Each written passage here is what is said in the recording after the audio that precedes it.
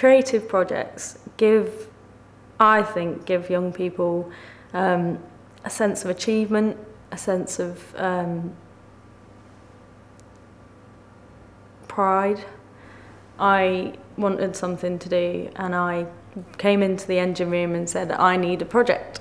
I had a meeting with the facilitator, and he said, right, what are you interested in? I said, photography.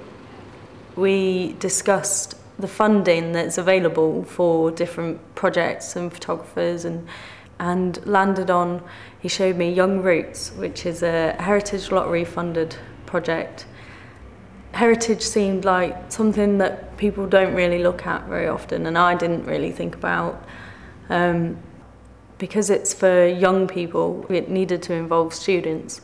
And I didn't want to just involve everyday students who would fly through the project and just create it. I wanted this type of students that don't feel confident because they gain so much more from a project. Our first workshop was at the PRU. It was a photography workshop, and it was just to kind of get the students involved and get them kind of motivated, start them thinking about the project. And it was good, but they were very shy. They wanted their hoods up, they wanted their backs to the cameras, they wanted to hide their faces. And one of them wouldn't even be on camera, just said no. The next workshop was at the museum. This was our first museum workshop. We got out they have big photos of club photos from as far back as 1873.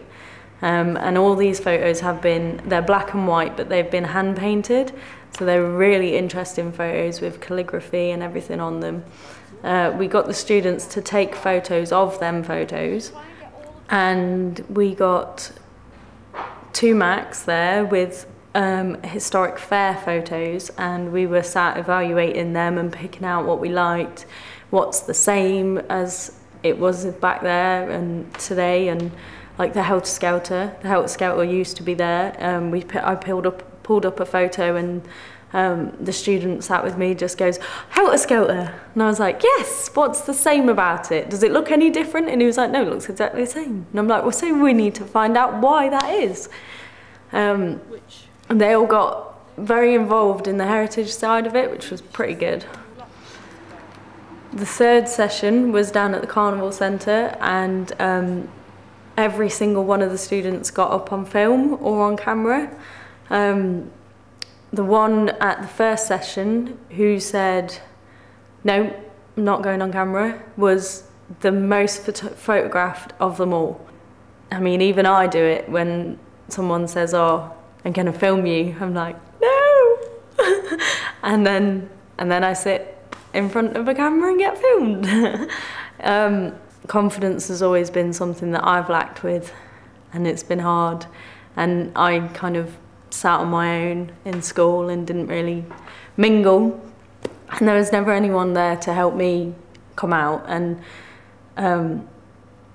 get me to believe in myself, you know. And so that's now something I feel very strongly about, that people should believe in themselves. They have to believe in themselves. Enabling them students to start to believe in themselves by seeing something they've created and having pride in what they've created, and then showing it to others and going, this is what I did, this is what I made.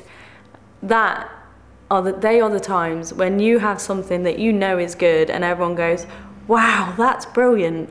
That gives you so much self-confidence and just brings you into your own. And in today's society, you need self-confidence. Otherwise, you merge.